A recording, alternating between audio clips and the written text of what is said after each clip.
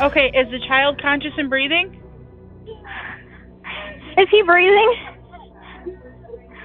I don't know. Look, they're doing CPR on him. They're doing CPR? Yes, right now. On an ordinary Monday afternoon in North Olmsted, Ohio, a mother and her 3-year-old son, Julian Wood, walked out of a Giant Eagle grocery store and into the last moment their lives would ever be normal. What followed was 5 seconds of violence so random, so deliberate, and so devastating, it would become one of the most disturbing attacks on a child Ohio has ever seen. There's a lady with a knife stabbing somebody in the North. Where? The Giant Eagle. She's stabbing somebody? She's stabbing. She's walking. The attacker had no connection to the family, no motive, no history with them. She had simply decided and then she acted. It's just after noon on June 3, 2024, when the North Olmsted Police Department begins receiving what they assume is a routine disturbance call from a Giant Eagle parking lot. Unknowingly, the officers dispatched are walking into what investigators would later describe as one of the most chilling and unprovoked attacks this suburb of Cleveland has ever recorded. 911, what is your emergency? There's a child. He's bleeding all over the place. We're at North Olmsted Giant Eagle. I don't know what happened to him. Okay, what exactly is going on? There's a kid. He's bleeding all over the place. We're at Giant Eagle. He's outside. We're in the parking lot right now. Okay, is the child conscious and breathing? Is he breathing? I don't know. Look, they're doing CPR on him. They're doing CPR? Yes, right now. Okay, hold on 1 second. North Olmsted units, be advised there's a child that is possibly injured. They're doing CPR on him now. Okay, I'm going to stay on the phone with you for a couple more minutes. I have officers en route. I'm going to get a couple more things from you, okay? Okay. I didn't see it. I just heard them yelling, and then we were on break in my car. I work at Giant Eagle right now. Okay. Within seconds, a second 911 call floods dispatch, this time with a description of the woman and confirmation that someone had already been stabbed. Officers are already en route, but in the parking lot, bystanders are doing CPR on a 3-year-old. 911, what is your emergency? There's a lady with a knife stabbing somebody in the North. Where? The Giant Eagle. She's stabbing somebody? She's stabbing. She's walking. North Olmsted units start responding to North Olmsted Giant Eagle. We have several calls of somebody with a knife trying to stab people. Right there, stop. Do you have a description of her? Yeah, she's a black female. We got eyes on her. She's walking towards Lorraine. Oh, she's outside now? She's outside walking. Okay. With a knife in hand. This is going to be a black female walking towards Lorraine Road with a knife. Black shirt, black leggings. All black? Here, you're not going to follow. All black. Is anybody injured? Yeah, somebody's injured. I think a kid was stabbed in the mother's shoulder. Okay, hold on a minute. Have you set then? What else does she look like? She's a black, tall female wearing black leggings, black T-shirt. She's actually walking towards Silver Center on Geppetto. My caller said she can see her now. She's walking out towards Silver, closer to Geppetto's Pizza. She's literally got a knife in her right hand. Okay.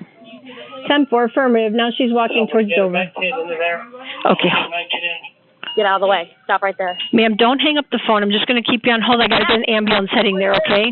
Julian Wood was 3 years old. He loved toys, outings, and being close to his mother, a playful, energetic toddler doing exactly what any child does on a Tuesday afternoon, sitting in a shopping cart while his mom loaded groceries into the car. His mother, Margot Wood, had no reason to believe that parking lot was anything other than what it appeared to be, the end of a routine errand, and that unawareness is what makes what happened next so haunting. Is that your son? Yes. Okay, come here.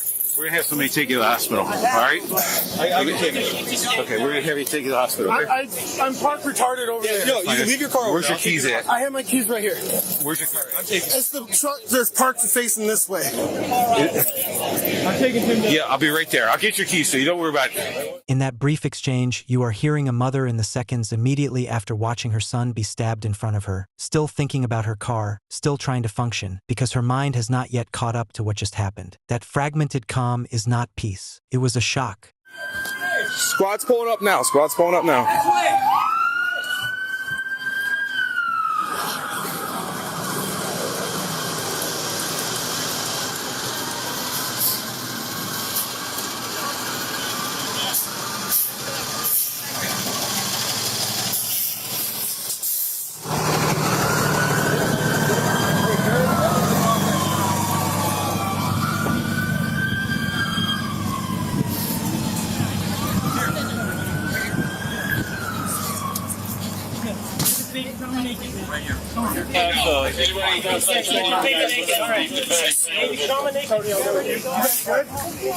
Let's go. Yes, all west side, guys.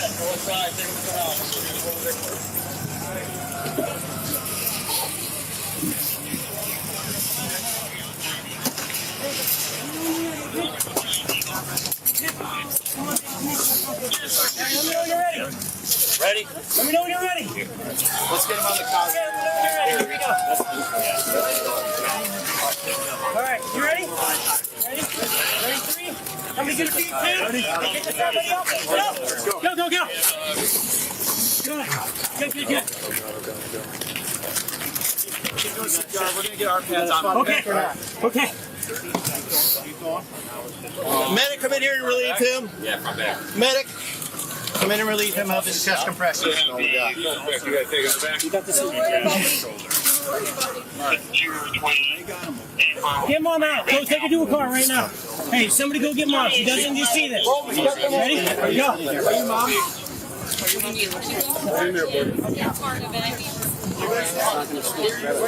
The command, "Get Mom out," she doesn't see this, tells you everything about what first responders were dealing with. Julian's injuries are critical, CPR is active, and officers are managing multiple emergencies simultaneously in a public parking lot. I have a foot. Hey, T. Yeah.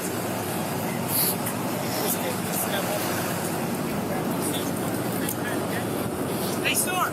Get a statement from him. If you saw this, come to me.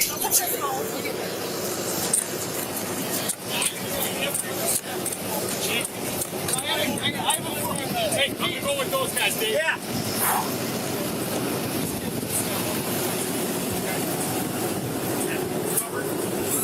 Chest on the back. We have a chest seal. Have a pulse. Don't pulse. Check that chest. We don't feel this.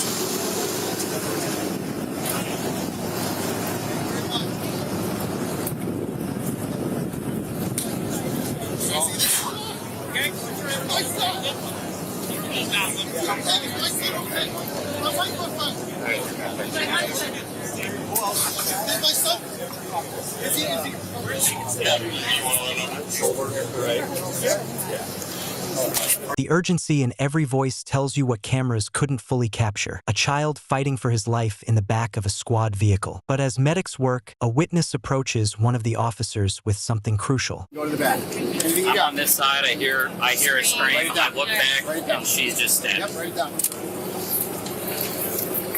That's your pen, sir. Sir, do you have anything to do with this? I was going to say, I kind of saw a little bit of it. Come on over here. You okay? It's not okay for anybody to see. All right. Name, address, date of birth, driver's license, phone number. We'll take care of this. One more little while. If you need more room, go to the back. Swing. No, yeah, thank you. Yeah, we're right. Ventress, just tell me what I need to do to help, buddy. You got any more quick work just in case? I emptied out my cruiser from stop before I ran over here.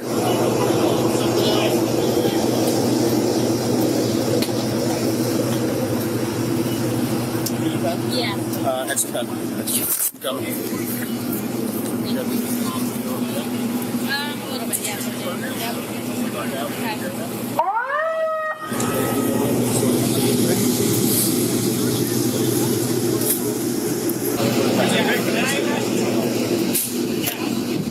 Can you grab my radio cord there? Yep. Pull it down to my right arm. Got it? Thank you very much.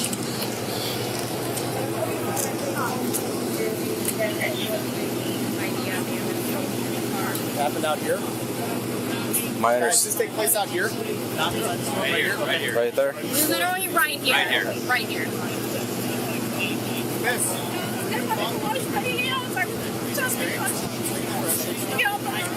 Okay. Did you see this?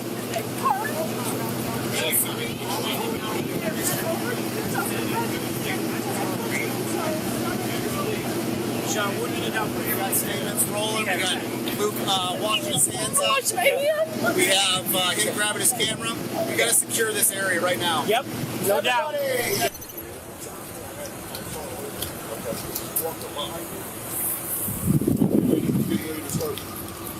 Start moving. Yeah. And just stab. Did she say anything? No, anything? I didn't hear anything. I had my windows out. I didn't hear anything. All I heard was just screaming, and the lady grabbed her child up out the cart, and that's when it fell over, and they collapsed over here, and the lady just continued to walk off, and that's when everybody just kind of came out of nowhere. Yeah. And I got out. The one guy, he said, "What happened?" I said, "I don't know. I'm going to go look." I came about halfway, and I saw her trying to get away, so I hopped in the car and chased her down. Okay. To almost where that white building is. Yeah. That's when I called 911, and like literally 30 seconds later, you guys showed up. Okay. All right, cool. So the kid was in the car? Yeah. Okay. The lady just continued to walk off. That single line from a bystander who watched everything is the detail that investigators will return to again and again throughout this case. No panic, no running, no dropping the weapon. She walked. That behavioral detail, calm, deliberate movement after a brutal attack on a toddler, is not what investigators typically see from someone acting in a psychotic break. It suggests awareness, it suggests control, and it becomes one of the prosecution's most powerful pieces of evidence. 211, I need a car to go help the kid. He's in the first couple aisles. Where's your cuff? Get custody? Who's got cuffs? Hey, slow down. Hold on. We're good. All right. Yep. Okay. Ken, you want me to go to the female or Giant Eagle? Go to the female that's Hey. She's in the first 3 rows, farthest north. Copy, I will be up. You got a med kit? Okay. Roll her on the side. You're good. Who's got a med kit with her? We gotta get her up. We have a female in custody. Are you bleeding? Are you hurt anywhere? Female in custody, 1504. That's right there. 5217, I'm out. Let's get her up. Here we go, man. Hold you up, okay? Grab your other arm. 11, do you have someone there with you? We're going to lift you up, okay? Stand up, okay? 1, 2, 3, stand up. Stand up. Come on. In round. 14's in round with the exit. All right, let's put her back in the car. Hang on, I'm gonna check her right here. Let's go to Giant Eagle. Okay. Fires and dispatch. You good with that? Yeah. Walk her back this way. 52 LO3, I got 3 units. 1719 myself at Giant Eagle. In the parking lot, third aisle, if you got EMS coming. We don't have anything here for shit. Petro, out in the parking lot. We're out in the parking lot. Take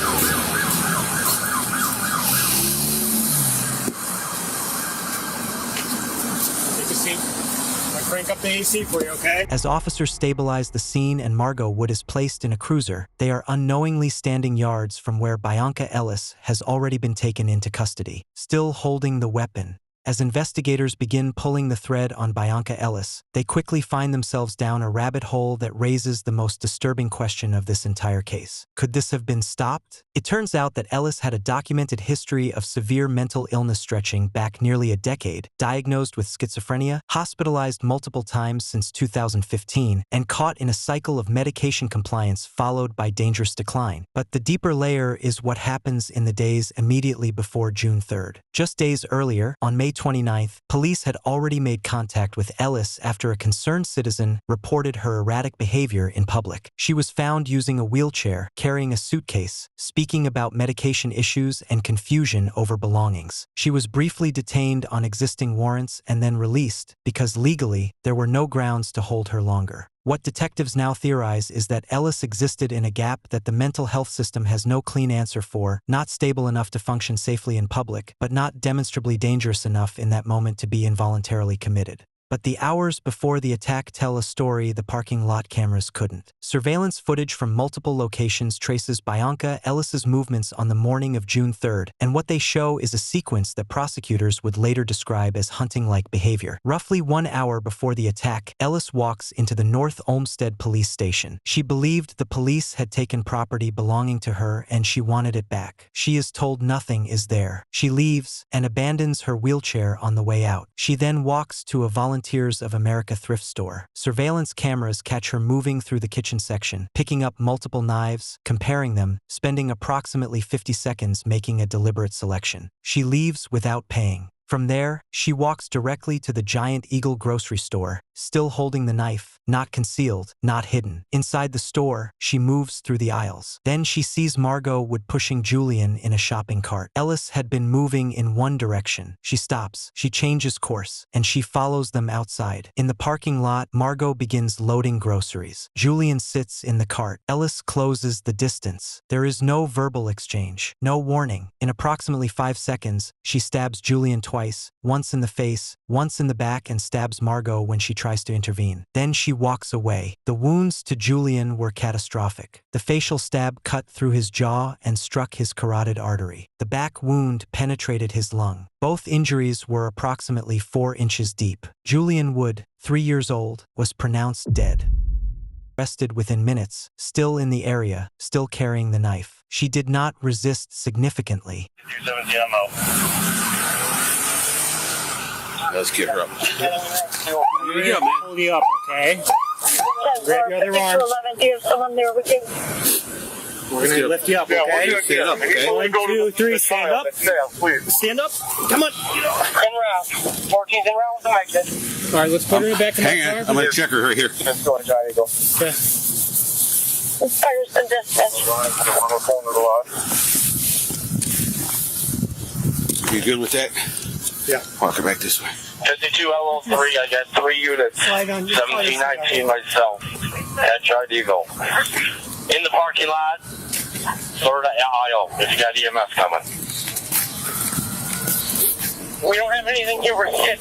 What the jury saw was this. Ellis standing in a thrift store aisle, picking up one knife, setting it down, picking up another, comparing them, making a choice. 50 seconds of deliberate selection. Then walking to a grocery store with a weapon in hand and moving calmly through the aisles until she identified a target. Then changing direction to follow that target. Ellis herself reportedly stated she felt rage and that she blacked out. After deliberating, the jury returned with a verdict that rejected the insanity defense entirely and found Bionca Ellis guilty on all counts. The jury's reasoning reflected exactly what the surveillance footage had shown. Not chaos, not confusion, but a sequence of deliberate choices made by someone who understood what she was doing. Bionca Ellis was sentenced to life in prison without the possibility of parole for the aggravated murder of 3-year-old Julian Wood, along with consecutive sentences on the additional charges of murder, attempted murder, felonious assault, child endangerment, and theft. Before you go, I want to ask you something. Do you think the mental health system failed Julian Wood the same way it failed so many innocent lives before him? Let me know in the comments. If you made it to the end of this one, thank you. We extend our deepest condolences to Julian Wood and to his mother Margot, and to everyone who loved that little boy. Our mission is simple: voices for the voiceless. We tell the stories of those who can no longer speak for themselves. Don't forget to subscribe. As always, thank you for watching, and we'll see you in the next one.